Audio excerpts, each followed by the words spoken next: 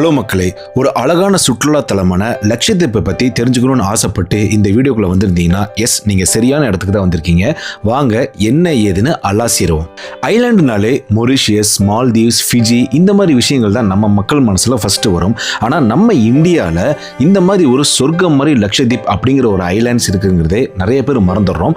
So அதை பற்றி தான் டீட்டெயிலாக இந்த வீடியோவில் பார்க்க போகிறோம். எடுத்த உடனே ட்ரிப்போட டீட்டெயில்ஸை போகிறதுக்கு முன்னாடி இந்த லட்சத்தீப்பை பற்றி சில விஷயங்களை தெரிஞ்சுக்கிட்டு அதுக்கப்புறமா இந்த ஊருக்கான பிளான் நம்ம பண்ணாதான் அது சரியானதாக இருக்கும். ஸோ வாங்க சில விஷயங்கள் நான் உங்களுக்கு சொல்கிறேன்.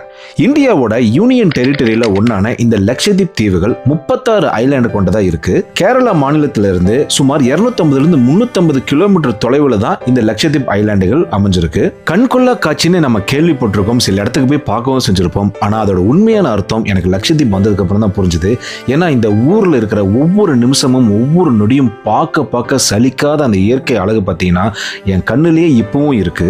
அதுக்கு என்ன காரணம்னு பார்த்தீங்கன்னா இங்க இருக்கக்கூடிய blue C, exotic islands, corals இதெல்லாமே பார்த்தீங்கன்னா இந்த ஊரை ரொம்ப அழகுப்படுத்துதுன்னு சொல்லலாம். இங்க இருக்கக்கூடிய ஏர்போர்ட்டை பத்தி நான் சொல்லி ஆகணுங்க. இந்தியாவில் இருக்கக்கூடிய மோஸ்ட் பியூட்டிஃபுல்லான ரன்வேஸ்ல இந்த ஏர்போர்ட் ஒன்று. ஏன்னா அந்த அளவுக்கு குட்டியா இந்த ஏர்போர்ட் கன்ஸ்ட்ரக்ஷன் பண்ணியிருப்பாங்க. இது 1980களிலே நம்ம ஆட்கள் பண்ணிட்டாங்க. வழக்கம் போல வெள்ளக்காரன் இந்த ஊருக்கு ஒரு பேர் வச்சிருந்தான், லக்கடீவ்ஸ்னு. அதுக்கப்புறம் நம்ம ஆளுங்க நமக்கேற்ற மாதிரி லட்சத்தீவ்ஸ்னு மாத்திட்டாங்க. ஓ, லக்கடீவ்ஸ் தான் ஓல்டு பேரு. லக்கடீவ்ஸ். இந்த ஊருக்கு நீங்கள் கப்பல் வழியாகவும் போகலாம், ஃப்ளைட் வழியாகவும் போகலாம். அதோட ஃபுல் டீடைல்ஸ் தான் இந்த வீடியோவில் பார்க்க போகிறோம். அது மட்டும் இல்லைங்க, இதுக்கு என்னென்ன பர்மிட் வாங்கணும், என்னென்ன டாக்குமெண்டேஷன் ப்ரிப்பேர் பண்ணணும் எல்லாத்தையுமே தெளிவாக இந்த வீடியோவில் சொல்ல போகிறேன். ஸ்கிப் பண்ணாமல் ஃபுல்லாக பாருங்கள், செம்ம யூஸ்ஃபுல்லாக இருக்க போகுது.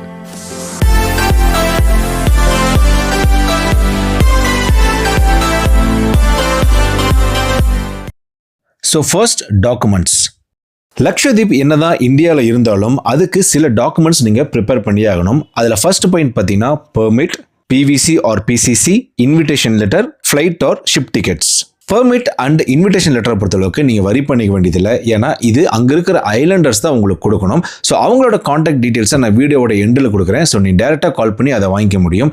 நம்ம சைட்லேருந்து என்ன பண்ணணும்னா போலீஸ் வெரிஃபிகேஷன் சர்டிஃபிகேட் அல்லது பிசிசி, பிவிசி இது ரெண்டில் ஏதோ ஒன்று நீங்கள் எடுக்கணும். இதுக்கு என்ன ப்ரொசீஜர்னு பார்த்தீங்கன்னா நீங்கள் ஆன்லைன்லேயே டேரெக்டாக நான் தமிழ்நாடு போலீஸ் வெப்சைட்டில் போய் நீங்கள் அப்ளை பண்ணிங்கன்னா பாஸ்போர்ட்டுக்கு எப்படி பே பண்ணுறீங்களோ அதேமாதிரி பே பண்ணிட்டீங்கன்னா போலீஸ் வந்து உங்களுக்கு வெரிஃபிகேஷன் பண்ணி அந்த லெட்டர் கொடுத்துருவாங்க. இது 1 இயர் வரைக்கும் வேலிடிட்டி இருக்கும். அது போக நீங்கள் டிக்கெட் எடுக்கணும். டிக்கெட்டை பொறுத்தளவுக்கு பார்த்தீங்கன்னா ஆஸ் யூஷுவல் தான், நீங்கள் வெப்சைட்லையோ ஃபோன் ஆப்லையோ எங்கே வேணாலும் போய் நீங்கள் டிக்கெட் புக் பண்ணிக்கலாம். Next, tour plan. இவ்வளவும் முடிச்சுட்டு லட்சத்தீப் வந்தால் அங்கே என்னடா பார்க்குறது அப்படின்னு நீங்கள் கேட்டிங்கன்னா அங்கே தாங்க விஷயமே இருக்குது. நீங்கள் மால்தீவ்ஸோ ஃபிஜியோ வேறு எந்த ஐலாண்டு போனாலும் இந்த அளவுக்கு கம்மியான பட்ஜெட்டில் உங்களால் பண்ணவே முடியாது. அதுக்கு ஒரு சில எக்ஸாம்பிள் என்னால் சொல்ல முடியும். இந்தியாவிலே பார்த்தீங்கன்னா கம்மி வழியில் ஸ்கூபா டைவிங் பண்ணுறது இந்த இடமா தான் இருக்கும். அதே மாதிரி பார்த்தீங்கன்னா டூரிஸ்ட் பிளேஸில் எல்லா இடத்துலையுமே பயங்கர காஸ்ட்லியாக இருக்கும். காஸ்ட் ஆஃப் லிவிங் சொல்கிறேன். இங்கே பார்த்தீங்கன்னா நீங்கள் ஜஸ்ட்டு 10 ரூபாயில் டீ குடிச்சிடலாம், 20 ரூபாயில் வாட்டர் பாட்டில் வாங்கிடலாம். அந்தளவுக்கு எளிமையான மக்கள், பாசமான மக்கள். ஸோ நீங்கள் வந்து பெரிய செலவெல்லாம் இல்லாமல் மற்ற டூர் பிளான் பண்ணும்போது அதில் ஒரு 1/3 இங்கே நீங்கள் செலவு பண்ணாலே அந்த மாதிரி ஒரு எக்ஸ்பீரியன்ஸ் இங்கே உங்களுக்கு கிடைக்கும். ஸோ நான் வந்து ஜஸ்ட் 13,000 டூர் பேக்கேஜில் தான் வந்திருந்தேன். ஸோ எல்லாமே முடிச்சதுக்கப்புறம் ஏர்போர்ட்டில் வந்து லேண்ட் ஆயிடுவோம். ஏர்போர்ட்லேருந்து வெளியே வந்தோடனே நீங்கள் யாரை புக் பண்ணியிருக்கீங்களோ அவங்க வந்து உங்களை ஏர்போர்ட்லேயே பிக்கப் பண்ணிடுவாங்க. அங்கேருந்து உங்களோட ஜேர்னி ஸ்டார்ட் ஆகும். ஸோ நான் வந்து 13,000 3 days பிளானில் தான் போயிருந்தேன். ஸோ அதில் டே 1 என்னெல்லாம் நான் கவர் பண்ணேன்னு பார்த்தீங்கன்னா ஃபஸ்ட்டு வந்து அகட்டி ஐலாண்டில் வந்து லேண்ட் ஆகிட்டோம். லேண்ட் ஆனதுக்கப்புறம் பார்த்தீங்கன்னா உடனே நம்மளை வந்து ரூமில் போயிட்டு ரெஸ்டெல்லாம் எடுக்க வச்சுட்டு சைட் சீயிங் கூட்டு போயிட்டாங்க. இந்த சைட் சீயிங்கில் பார்த்தீங்கன்னா இந்த எட்ஜ்லேருந்து அந்த எட்ஜ் வரைக்கும் அகட்டி ஐலாண்டை ஃபுல்லாகவே சுற்றி காமிச்சிருவாங்க. அதில் முக்கியமாக பீச்சஸ்ன்னு பார்த்தீங்கன்னா அந்தான் beach, lagoon beach, western jetty, harbour இந்த மாதிரி சில பிளேசஸ் எல்லாம் காமிச்சாங்க. அது கூடவே சில வாட்டர் ஆக்டிவிட்டிஸ் இருந்துச்சு. அதில் நான் பார்த்தீங்கன்னா கயாக்கிங் பண்ணியிருந்தேன். செம்ம எக்ஸ்பீரியன்ஸாக இருந்துச்சுங்க. ஸோ ஃபர்ஸ்ட் டேவை சக்ஸஸ்ஃபுல்லாக முடிச்சுட்டு ரூமுக்கு வந்து செட்டில் ஆகிட்டோம். ஸோ டே 2 பொறுத்தளவுக்கு பார்த்தீங்கன்னா ஒரு லாங் ஜேர்னியாக இருந்துச்சு. ஸோ வந்து ஏர்லியராகவே நம்மளாம் ரெடி ஆகிட்டோம். பங்காரம் ஐலாண்ட் அப்படிங்கிற ஒரு பிளேஸுக்கு கூப்பிட்டு போயிருந்தாங்க. ஸோ அது பார்த்தீங்கன்னா அகட்டியோட பெரிய ஒரு ஐலாண்டு.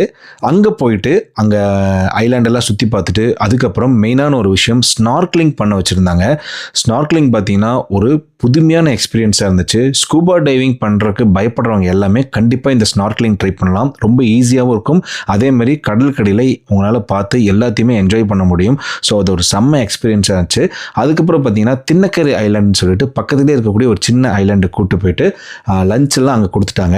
அதுக்கப்புறம் அங்கேருந்து இன்னொரு ஸ்பாட்டு கூட போயிருந்தோம். அது பார்த்தீங்கன்னா சாண்ட் பேங்க் அப்படின்னு சொல்கிறாங்க. நீங்கள் கூகுளில் சர்ச் பண்ண கூட அந்த பிளேஸ் தெரியும். அது எப்படின்னா ஒரு மணல் மேடு, நடுக்கடல்களில் அங்கங்கே இந்த மாதிரி சாண்ட் பேங்க் உருவாகும். அது எதுக்காகனா பலாயிரம் கிலோமீட்டர் பறவைகள் பறந்துகிட்டு இருக்கும். அதுக்கு ஒரு தனியாக ரெஸ்ட் வேணுங்கிறதுக்காகவே நேச்சராகவே அது வந்து கிரியேட் ஆகிருக்கு.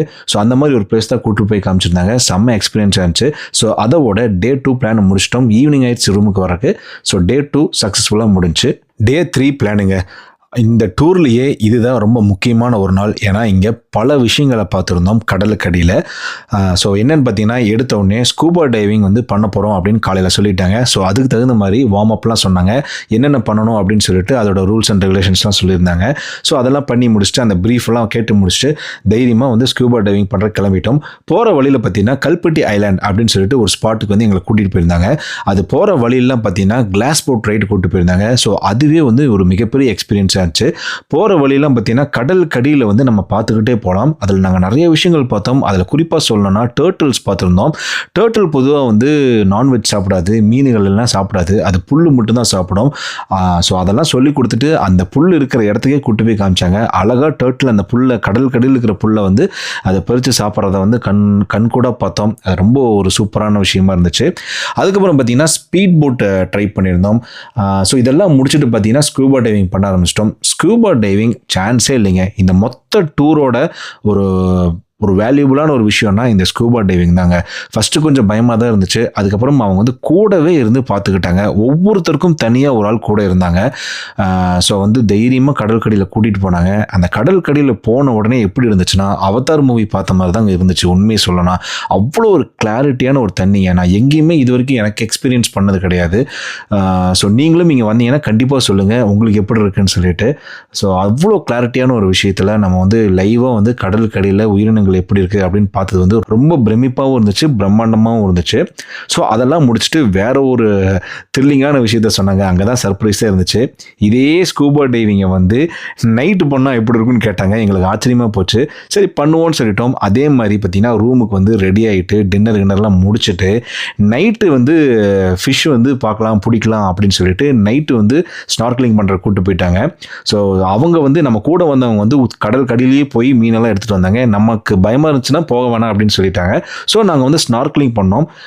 அவங்க கூடவே போய் ஃபிஷ்ஷிங்லாம் பண்ணி அதை எடுத்துகிட்டு வந்து நம்ம கண் கூடவே வந்து அதை ஃப்ரை பண்ணி நமக்கு என்ன ஃப்ளேவரோ அதை சொல்லிட்டோம்னா ஃப்ரை பண்ணி கொடுத்தாங்க. கிரில் பண்ணி நைட்டு ஃபுல்லாக உட்காந்து என்ஜாய் பண்ணி சாப்பிட்டோம். அது ஒரு செம்மையான எக்ஸ்பீரியன்ஸுங்க. எனக்கு இது வரைக்கும் நான் எங்கேயுமே இந்த மாதிரி பார்த்ததில்லை. ஸோ வந்து இந்த மாதிரி விஷயங்களை நீங்களும் வந்து ஃபஸ்ட் டைம் பார்க்குறீங்கன்னு சொன்னால் கண்டிப்பாக இந்த லக்ஷதீப் வந்து நீங்கள் இதெல்லாம் ட்ரை பண்ணலாம். ஸோ சூப்பரான ஒரு எக்ஸ்பீரியன்ஸாக இருக்கும். ஸோ அடுத்ததாக என்னங்க டே 4 சோகமான நாள் தான் சொல்லுவேன். ஏன்னா அங்கேருந்து கிளம்பக்கூடிய அந்த லாஸ்ட் டே. ஸோ வந்து பயங்கரமான மெமரிஸ் இருந்துச்சு. அந்த ஊர் மக்களை பற்றி சொல்லியே ஆகணும். எதுக்குமே ஆசைப்படாத ஒரு மக்களுங்க. நீங்கள் நைட்டு ஃபோனு வாட்செல்லாம் வச்சுட்டு போயிட்டீங்கன்னா மறுநாள் வந்தால் கூட அங்கேயே தான் இருக்குது. அந்த மாதிரி ஒரு தூய்மையான மக்கள், 0 க்ரைம் இருக்கிற ஒரு ஊர். அதே மாதிரி வந்து நிறைய விஷயங்கள் புதுமையான விஷயங்கள் அங்கே பார்த்தேன். ஆறுகள் கிடையாது, மலைகள் கிடையாது, நாய்கள் கிடையாது, பாம்புகள் கிடையாது. இந்த மாதிரி சொல்லிக்கிட்டே போகலாங்க. ஒரு புதுமையான ஒரு ஊர். எனக்கு வந்து ரொம்ப சூப்பராக இருந்துச்சு. ஸோ ஒரு பிரியா விடை கொடுத்துட்டு அங்கே இருக்கிறவங்களுக்கெல்லாம் பாய் சொல்லிட்டு அங்கேருந்து கிளம்பி வந்துட்டோம். பழகினது என்னமோ அந்த 3 நாள் தான். ஆனால் வந்து அவங்க வந்து காசுக்காக பழகலைங்க. உண்மையிலேயே வந்து மனசார வந்து பழகினாங்க, வழி அனுப்பிச்சி வச்சாங்க. நீங்களும் போனீங்கன்னா கண்டிப்பாக இதை நீங்கள் ஃபீல் பண்ணுவீங்க. ஸோ அதெல்லாம் முடிச்சதுக்கப்புறம் ஒரு முக்கியமான விஷயத்த சொல்லிட்டாங்க. ஏர்போர்ட்லேருந்து கிளம்பும் போது அங்கே இருக்கிற ஒரு குண்டுமணி கூட தூக்கிட்டு வரக்கூடாதுன்னு சொல்லிட்டாங்க. அதாவது கோரல்ஸ் தான் அவங்களோட சொத்துன்னு சொன்னாங்க. ஸோ வந்து அங்கே ரூல்ஸே போட்டிருக்காங்க. ஒரு சின்ன கோரல்ஸ் கூட, ஒரு சின்ன ₹1 காயின் சைஸ் கோரல்ஸ் கூட அங்கேருந்து நீங்கள் எடுத்துகிட்டு வரக்கூடாது. பார்த்துக்கலாம், என்ஜாய் பண்ணிக்கலாம், அவ்வளோதான். ஸோ நாங்களும் எதுவும் எடுத்துகிட்டு வரல. அதுக்கப்புறம் பார்த்தீங்கன்னா அங்கே ரொம்ப முக்கியமான விஷயம் கோகனட் ஆயில். அதுக்கப்புறம் பார்த்தீங்கன்னா அவங்க மெயினான ஒரு விஷயமே வந்து டியூனா ஃபிஷ்ஷை வந்து அவங்க பிடிச்சி அதை எக்ஸ்போர்ட் பண்ணுறது தான் அவங்களோட வாழ்வாதாரமாக இருக்குது. ஸோ எங்கே போனாலும் அங்கே டியூனா ஃபிஷ் கிடைக்கும், கிரேவி கிடைக்கும், அதுக்கப்புறம் குழம்பு கிடைக்கும், ஊறுகாய் கிடைக்கும். ஸோ அதனால் நாங்கள் ஊறுகாயெல்லாம் வாங்கிட்டு வந்துட்டோம். ஸோ ரொம்ப சூப்பராக இருந்துச்சு அந்த எக்ஸ்பீரியன்ஸு. நீங்களும் போனீங்கன்னா கண்டிப்பாக அந்த டியூனா ஃபிஷ்ஷோட ஊறுகாய் வாங்கிட்டு வாங்க, கோகனட் ஆயில் வாங்கிட்டு வரலாம். இதெல்லாம் தப்பு கிடையாது. கோரல்ஸ் மட்டும் கொண்டு வரக்கூடாது. ஸோ அவ்வளோதாங்க, ஒரு வழியாக வீடியோவோட எண்டுக்கு வந்துட்டோம். ஸோ 13,000 இந்த மாதிரி ஒரு ஒண்டர்ஃபுல்லான ஃபாரின் அதை போகிற ஒரு ஃபீலோடு இருக்கிற ஒரு பிளேஸுக்கு நீங்கள் போகணும்னு நினச்சிங்கன்னா நம்ம இந்தியாவில் இருக்கக்கூடிய லக்ஷதீப் போங்க. பாஸ்போர்ட் தேவை கிடையாது, வேறு எந்த விதமான விசாவும் தேவை கிடையாது. ஜஸ்ட்டு ஒரு சில டாக்குமெண்ட்ஸ் நம்ம முன்னாடியே சொல்ல மாதிரி அதை ப்ரிப்பேர் பண்ணிட்டீங்கன்னா தாராளமாக நீங்கள் போயிட்டு வரலாம். கம்மி பட்ஜெட்டில் போகலாம், அது ரொம்ப முக்கியமான விஷயம். ஸோ நான் யார் கூட போனேன்னு பார்த்தீங்கன்னா ஸ்க்ரீனில் அவங்களோட டீட்டெயில்ஸ் கொடுத்துருக்கேன். ஸோ இவங்க கூட தான் நான் இந்த ட்ரிப்பை பிளான் பண்ணியிருந்தேன். அவங்களோட காண்டாக்ட் நம்பர்ஸ் கூட இருக்குது. ஸோ நீங்கள் டேரெக்டாக கால் பண்ணி உங்களோட டூர் நீங்கள் பிளான் பண்ணிக்கலாம். ஸோ கம்மியான பட்ஜெட் சொல்லுவாங்க, நல்லா பார்த்துக்குவாங்க, நம்பிக்கையான ஆளுங்க. ஸோ நம்ம வீடியோ உங்களுக்கு பிடிச்சிருக்குன்னு நினைக்கிறேன். பிடிச்சிருந்தா கண்டிப்பாக கமெண்ட், லைக், ஷேர் பண்ணுங்கள். அப்போ தான் இன்னொருத்தருக்கும் இந்த யூஸ்ஃபுல்லான வீடியோஸ் போய் சேரும். அண்ட் நான் போடுற யூஸ்ஃபுல்லான வீடியோஸ் உங்களுக்கு உடனுக்குடனே சேரும். ஸோ இதே மாதிரி ஒரு நல்ல வீடியோவில் ஒரு நல்ல ஸ்பாட்டில் அகைன் உங்களை மீட் பண்ணுறேன். Until then, bye bye from Mustafa Vlogs.